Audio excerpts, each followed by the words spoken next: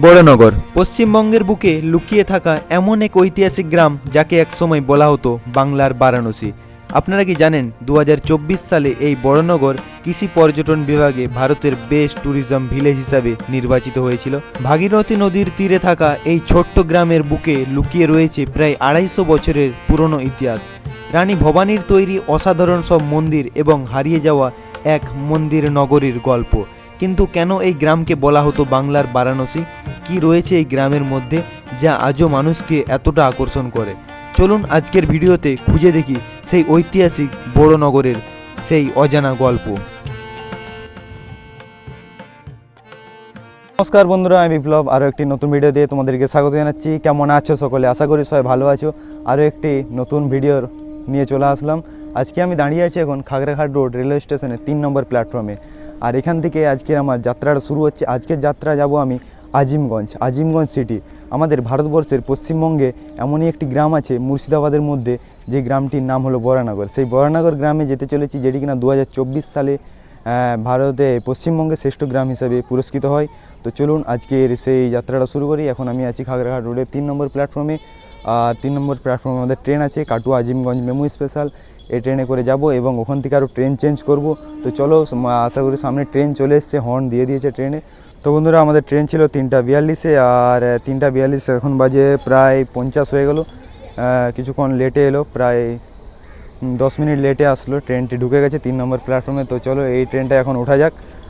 ট্রেনে আশা করি দেখা যাক কেমন কি ভিড় আছে। সামনেই দাঁড়াবে ট্রেনটা, তো চলো এগিয়ে যাওয়া যাক।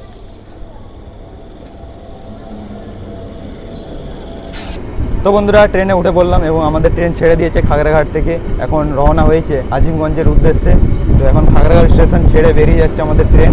তো দেখতে থাকো এবং এনজয় করো আমার সাথে ভিডিওটা। ট্রেন এখন আমাদের ফুল স্পিডে বেরিয়ে যাচ্ছে। আর তো বন্ধুরা, এই হলো ট্রেনের কামরা। ট্রেনের কামরায় একদম ভিড় নেই, ঠিক আছে। দেখতে পাচ্ছ সামনেই আছে বাথরুম, ওইদিকেও কামরা পুরো ফাঁকা একদম। আর এই সাইডে দেখো ভাই, একদম ভীষণ সুন্দর লাগছে। আকাশটাও একদম সুন্দর আকাশ, আজকে মেঘ করেছে। আর এই কালো মেঘ জমে আছে, বৃষ্টি হতে পারে কিছুক্ষণের মধ্যে। আশা করি বৃষ্টি না হলেই ভালো। মেঘটাও ধরে আছে, ওই কালো মেঘটাই বৃষ্টি হওয়ার সম্ভাবনা বেশি। আর গ্রামের অপরূপ সুন্দর লাগছে গ্রামটা। দেখো ট্রেনের মধ্যে সবদিকে যেটা পছন্দের জায়গা আমার, সেটা হলো এই জানালার ধারের সিট।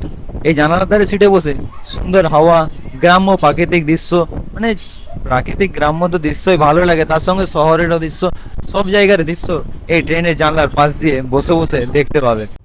আপনাদের ভারতের শ্রেষ্ঠ গ্রাম তো দেখাবো, তার আগে বলি আপনারা আসবেন কিভাবে এই গ্রামে।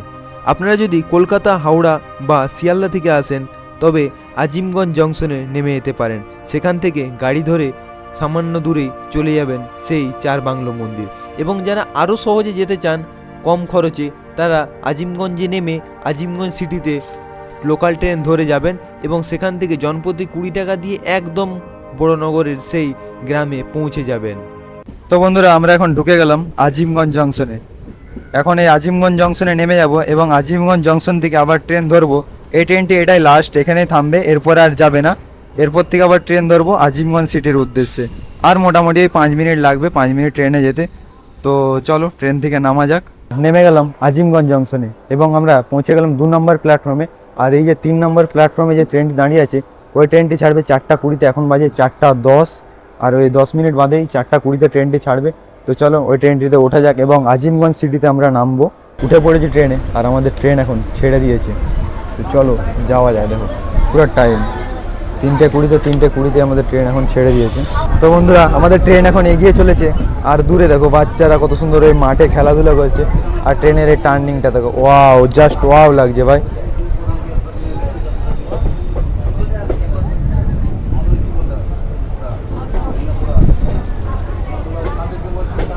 তো বন্ধুরা, 1 কিলোমিটার পথ, মাত্র 1 কিলোমিটার আজিমগঞ্জ থেকে আজিমগঞ্জ সিটি। তো দেখছো কত ভিড়। দেখো এই ট্রেনটা এখন ভিড়ে ভর্তি হয়ে যাবে আজিমগঞ্জ সিটি থেকে, এখানেই নেমে যাব। তো চলো ভাই নামা যাক।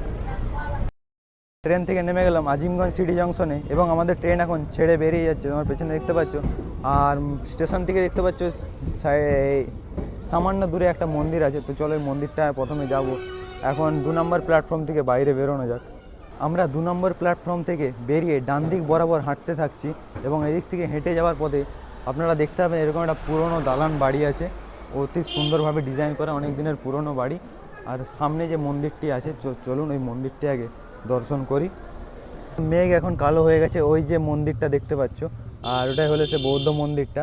আর ওখানে গিয়েছিলাম, তো ওখানে যাওয়ার পর বললো ওখানে ভিডিও তো অ্যালাউ নেই, আর বলে যাওয়া অ্যালাউ হবে না। তো চলো এদিক বরাবর ম্যাপে দেখলাম যে 2 কিলোমিটার, তো হেঁটে এখন যাওয়া যাক। তো বন্ধুরা, কত পুরনো একটি বাড়ি দেখে বোঝা যাচ্ছে অনেক অনেক বছর আগের সেই পুরনো বাড়ি, ভীষণ সুন্দর ডিজাইন। হেঁটে যাওয়ার এই কারণটি একটাই বিশেষ কারণ, রাস্তার দুধারেই দেখতে হবে ভালো ভালো একদম সুন্দর ডিজাইন করা, একদম মার্বেলের ডিজাইন করা মন্দির আছে, সুন্দর একদম। এটা একটা জৈন মন্দির বলতে পারো। আর দেখতে পাচ্ছ মানে প্রচণ্ড সুন্দর। পরেশনাথে যে আপনাদের মন্দিরটি দেখেছিলাম মার্বেলের তৈরি সব কারুকার্য, সব সেরকম কারুকার্যই করা আছে এই মন্দিরের মধ্যে। মন্দিরের দেওয়াল প্রত্যেকটা যেমন মার্বেলের মধ্যে গাঁথা হয়ে আছে সেই ডিজাইন, দেখতে পাচ্ছ অপূর্ব সুন্দর সেই ডিজাইন। তো বন্ধুরা, রাস্তার ঠিক পাশেই আছে আমাদের সেই ভাগীরথী নদী, বা এক কথায় যেটি এখন হুগলি নদী নামে পরিচিত সেই নদী। দেখতে পাচ্ছ কি অপরূপ সেই দৃশ্য, নদী যেটি একদম হাজারদুয়ারির পাশ হয়ে বয়ে গেছে এই নদীটি। ঠিক আছে, ম্যাপে দেখলে আপনারা নিশ্চয়ই বুঝতে পারবেন। সোজা হেঁটে আসার পর এখানে 4 মাথা রাস্তা দেখতে পাবেন, একটা নেতাজি সুভাষচন্দ্র বসুর সেই মূর্তি, আর ওখানে লেখা আছে বড়নগর। আমাদের আশা করি এই রাস্তা বরাবর যেতে হবে সেই রানী চার বাংলোর যে মন্দির আছে সেই মন্দির, আর এটা হলো নেতাজি সুভাষচন্দ্র বসুর সেই মূর্তি। তো বন্ধুরা, এটাই হলো সেই পঞ্চমুখী শিব মন্দির, যে মন্দিরের গায়ে টেরাকোটা শিল্পের কাজ করা আছে দেখতে পাচ্ছেন। এই মন্দিরটা আশা করি এখন বন্ধ আছে, তো দেখা যাক ঢুকতে পারি কিনা। আমি তো বাইরে থেকে দেখানোর চেষ্টা করছি আমি কিছুটা। তো বন্ধুরা, বরানগর এই গ্রামটিকে এমনি এমনি সুন্দর বলা হয়নি, এই গ্রামের মধ্যে বাচ্চাদের খেলার জন্য একটি ছোট্ট পার্কের মতো তৈরি করা হয়েছে। মন্দিরের মধ্যে প্রবেশ করলাম, পঞ্চমুখী শিব মন্দির। তো চলুন আপনাদেরকে সামনে থেকে দেখাই সেই মন্দিরটি।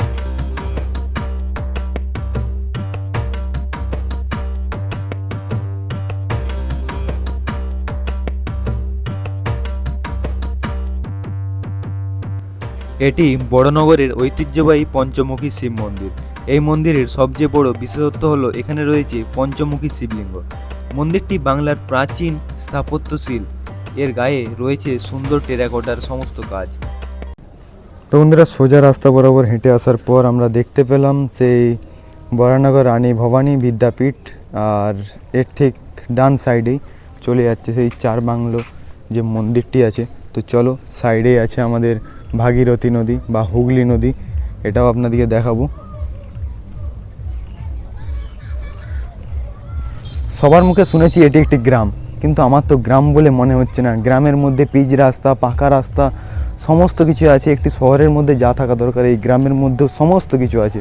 তো চলুন আপনারা দেখতে থাকুন আর পুরো ভিডিওটা।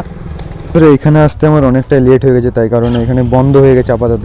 তো তোমাদের বাইরে দেখানোর চেষ্টা করছি, বাইরে থেকে এই চার বাংলো যে মন্দিরটি, অতি প্রাচীন এই মন্দির, রানী ভবানীর তৈরি সেই মন্দির।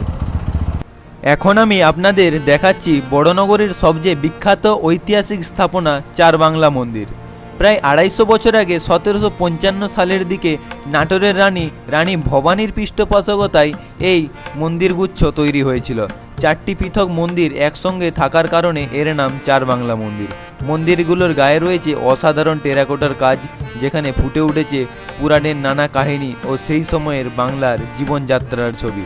রানী ভবানী বড়নগরকে একটি গুরুত্বপূর্ণ তীর্থকেন্দ্র হিসেবে গড়ে তুলতে চেয়েছিলেন, আর এই চার বাংলা মন্দিরে আজও সেই ঐতিহাসের অন্যতম সুন্দর সাক্ষী।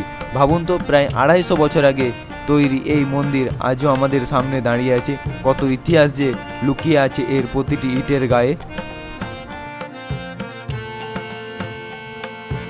এখন হয়তো আপনাদের মনে প্রশ্ন আসছে, এই রানী ভবানী আসলে কে ছিলেন? রানী ভবানী ছিলেন 800 শতকের বাংলার অন্যতম প্রভাবশালী জমিদার। তিনি ছিলেন নাটোরের রাজবাড়ির রানী, আর সেই নাটোর বর্তমানে বাংলাদেশের রাজশাহী বিভাগের নাটোর জেলায় অবস্থিত। স্বামীর মৃত্যুর পর তিনি বিশাল জমিদারির দায়িত্ব নিজের হাতে তুলে নেন। তিনি শুধু জমিদারির পরিচালনাই করেননি, বাংলার বিভিন্ন প্রান্তে বহু মন্দির, পুকুর ও ধর্মীয় স্থাপনা নির্মাণ ও সংস্কারের অর্থ ব্যয় করেছিলেন। আর বড়নগরকে একটি গুরুত্বপূর্ণ ধর্মীয় কেন্দ্র হিসেবে গড়ে তোলার পেছনেও ছিল তার গুরুত্বপূর্ণ ভূমিকা। রানী ভবানীর কথা যখন বলছি তখন বেনারসের কথাও বলতেই হয়। আজকের বেনারসে যে বিখ্যাত দুর্গাকুণ্ড মন্দির দেখতে পাওয়া যায়, 18 শতকে এই মন্দিরটি রানী ভবানীর পৃষ্ঠপোষকতায় নির্মিত হয়েছিল। শুধু মন্দির নির্মাণই নয়, বেনারসের তিনি ধর্মশালা, জলাশয় এবং তীর্থযাত্রীদের সুবিধার জন্য বিভিন্ন কাজেও অর্থ ব্যয় করেছিলেন।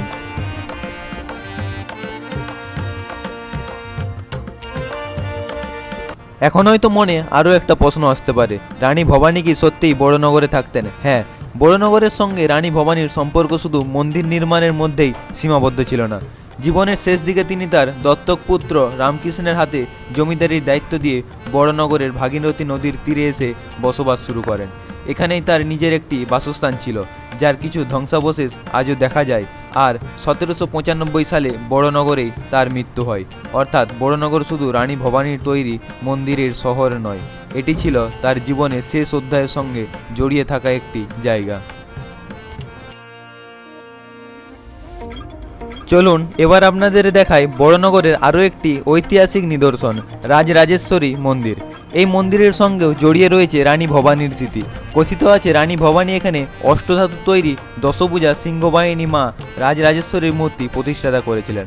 তবে মন্দিরের ভিতর ভিডিওগ্রাফি করা নিষেধ, তাই ভিতরের দৃশ্য আপনাদের দেখাতে পারছি না। বন্ধুরা, ভেতরে প্রবেশ করেছিলাম, মায়ের দর্শন করলাম এবং বেরিয়ে যাচ্ছে। আপনারা আসুন, অবশ্যই ভালো লাগবে। সন্ধে হয়ে গেছে, তো চলো এখন যাওয়া যাক বাড়ির উদ্দেশ্যে। তো বন্ধুরা, রাত্রি হয়ে গেছে, এখন বাড়ি ফিরে যেতে হবে। আরও আমাকে তাড়াতাড়ি বেরোতে হতো, তাহলে হয়তো আমি পুরোটা গ্রামটা কভার করতে পারতাম, কিন্তু কিছু করার নেই। তো চলো এখন বাড়ি ফেরা যাক, এতটুকুই ভিডিও করতে পারলাম এখানে।